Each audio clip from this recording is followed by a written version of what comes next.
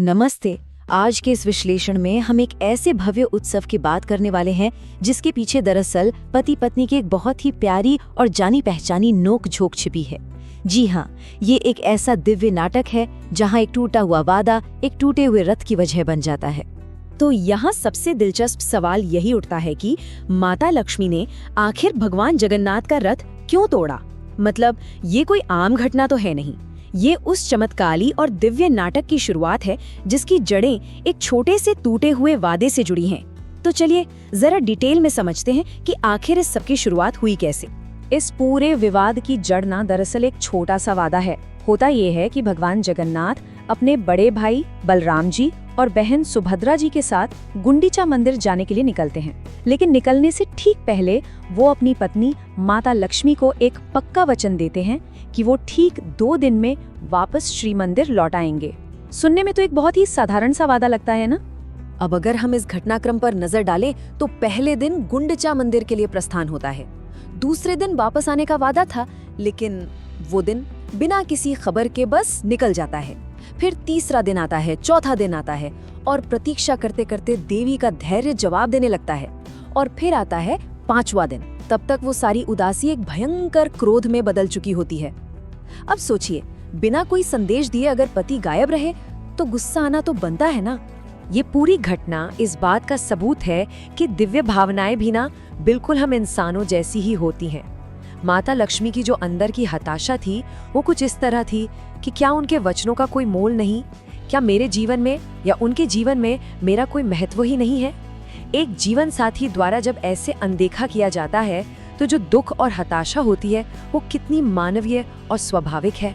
इस क्रोध के बाद देवी लक्ष्मी ने जो किया वो सच में हैरान करने वाला था।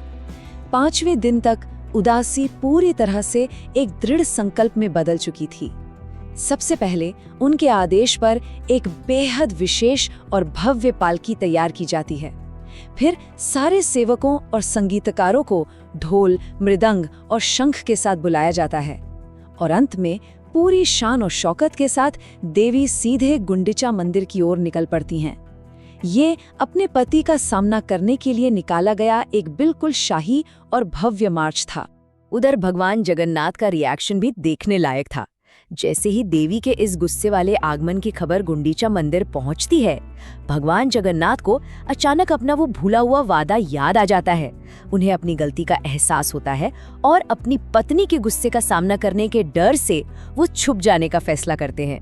ये सच में एक ऐसा किस्सा है जिसे सुनकर चेहरे पर मुस्कान आ ही जाती है। यहाँ एक जबरदस्त विरोधाभास यानी कॉन्ट्रास्ट देखने को मिलता है। एक तरफ देवी लक्ष्मी अपने पूरे ऐश्वर्य और अधिकार के साथ इस उम्मीद में आती हैं कि उनके पति उनसे मिलेंगे, लेकिन दूसरी तरफ भगवान जगन्नाथ के सेवक घबरा जाते हैं और जल्दीबाजी में देवी के ठीक मुंह पर मंदिर के द्वार जोर से बंद कर देते हैं। इस बड़े अपमान के बाद देवी का गुस्सा अपनी सभी सीमाएं पार कर जाता है और यहीं पर आता है इस कहानी का सबसे एक्सट्रीम पॉइंट। द्वार बंद होने के इस अपमान का बदला लेने के लिए देवी लक्ष्मी अपने सेवकों को एक सख्त आदेश देती हैं। वो कहती हैं, ये रहा मेरे स्वामी का रथ नंदी घोष, इसे तोड़ दो। और इसके बाद माता के सेवकों और भगवान जगन्नाथ के सेवकों के बीच हाथापाई भी हो जाती है। ये उस अपमान का एकदम सीधा और करारा जवाब था। अब देखिए, ये नाटकीय कहानी एक बहुत ही महत्वपूर्ण परंपरा का आधार है। उड़िया भाषा में हेरा का अर्थ होता है देखना। क्योंकि देवी लक्ष्मी 5वें दिन अपने पति को देखने के लिए आती हैं, इसलिए इस दिन को हेरा पंचमी के उत्सव के रूप में मनाया जाता है। सोचने वाली बात है ना कि पति पत्नी का एक छोटा सा विवाद कैसे एक इतना भव्य सांस्कृतिक अनुष्ठान बन गया। खैर, समय आगे बढ़ता है और आखिरकार 9वें दिन घर वापस जाने की तैयारियां शुरू हो जाती हैं। भगवान जगन्नाथ, बलदेव जी और सुभद्रा जी वापस श्री मंदिर जाने के लिए अपने रथों पर सवार होते हैं। सच कहा जाए तो ये उस पल का सामना करने का दिन है जिसका डर भगवान को 5वें दिन से ही सता रहा था। इस वापसी की यात्रा को बहुधा यात्रा कहा जाता है। ये भगवान जगन्नाथ, बलभद्रा और सुभद्रा की श्री मंदिर की ओर एक भव्य वापसी है। लेकिन एक बात गौर करने वाली है, जाते समय जो धूमधाम और जोश था ना, वापसी में वो थोड़ा कम होता है।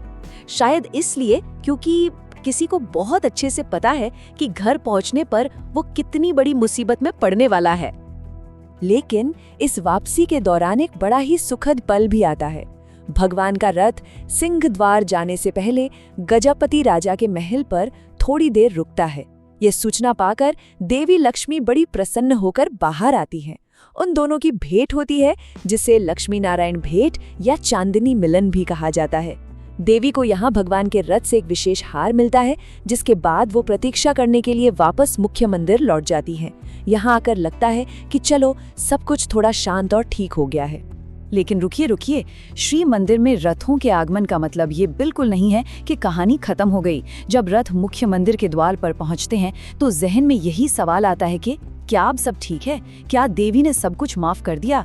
सच्चाई तो ये है कि असली नाटक तो अभी बचा है। आगे जो होता है वो सच में एक बहुत बड़ा और मजेदार ट्विस्ट है। एक तरफ बड़े भाई बलभद्र और बहन सुभद्रा को मंदिर में तुरंत और बिना किसी परेशानी के प्रवेश मिल जाता है, लेकिन दूसरी तरफ भगवान जगन्नाथ को उन्हीं की पत्नी के आदेश पर पूरी तरह से बाहर ही रोक दिया जाता है। भाई बहन अंदर आराम से चले जाते हैं और पति महोदय बाहर ताले लगे दरवाजे के सामने अकेले खड़े रह जाते हैं। अब बस एक ही सवाल बचता है कि देवी लक्ष्मी को पूरी तरह से मनाने और उनकी माफी पाने के लिए आखिर क्या करना पड़ेगा। एक क्रोधित पत्नी को शांत करने का आखिरी और सबसे असरदार उपाय क्या हो सकता है?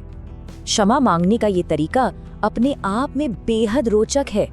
सबसे पहले तो भगवान जगन्नाथ हाथ जोड़कर निवेदन करते हैं, उनके सेवक भी माफी मांगते हैं, लेकिन बात असल में तब बनती है जब वो देवी को बड़े बड़े रसगुल्ले और फूलों की मालाएं भेंट करते हैं।